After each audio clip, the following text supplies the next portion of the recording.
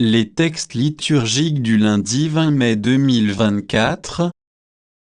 Première lecture. La mère de tous les vivants, Genèse 3, 9, 15, 20. Lecture du livre de la Genèse.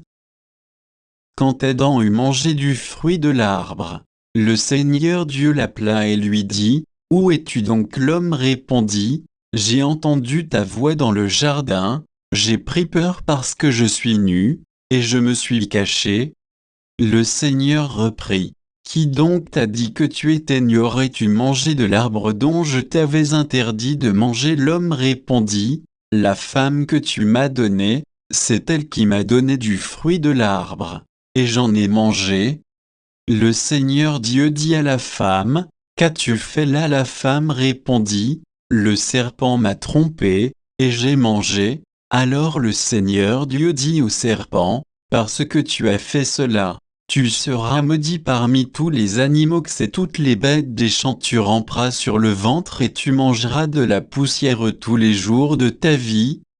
Je mettrai une hostilité entre toi et la femme, entre ta descendance et sa descendance. Celle-ci te meurtrira la tête, et toi, tu lui meurtriras le talon. » L'homme appela sa femme Ève, c'est-à-dire la vivante, parce qu'elle fut la mère de tous les vivants. Parole du Seigneur. Psaume 86, 87, 1, 2, 3 et 5, 6, 7.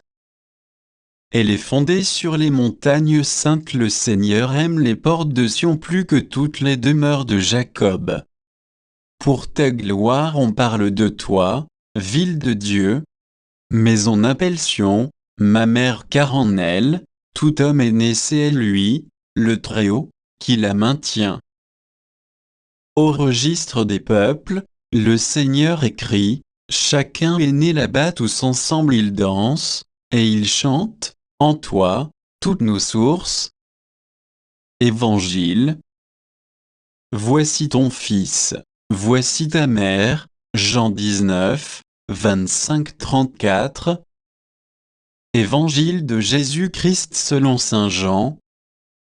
En ce temps-là, près de la croix de Jésus se tenait sa mère et la sœur de sa mère, Marie, femme de Cléophas, et Marie-Madeleine. Jésus, voyant sa mère, et près d'elle le disciple qu'il aimait, dit à sa mère, « Femme, voici ton fils. » Puis il dit au disciple, « Voici ta mère. » Et à partir de cette heure-là, le disciple l'a pris chez lui. Après cela, sachant que tout, désormais, était achevé, pour que l'écriture s'accomplisse jusqu'au bout, Jésus dit, « J'ai soif. » Il y avait là un récipient plein d'une boisson vinaigrée. On fixa donc une éponge remplie de ce vinaigre à une branche d'hysope, et on l'approcha de sa bouche. Quand il eut pris le vinaigre, Jésus dit, « Tout est accompli. » Puis, inclinant la tête, il remit l'esprit. Comme c'était le jour de la préparation,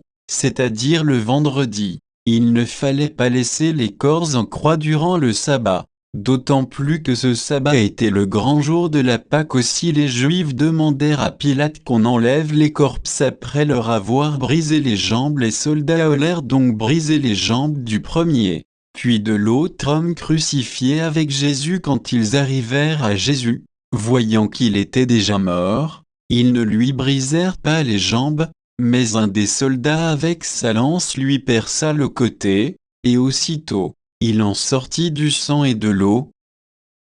Acclamons la parole de Dieu.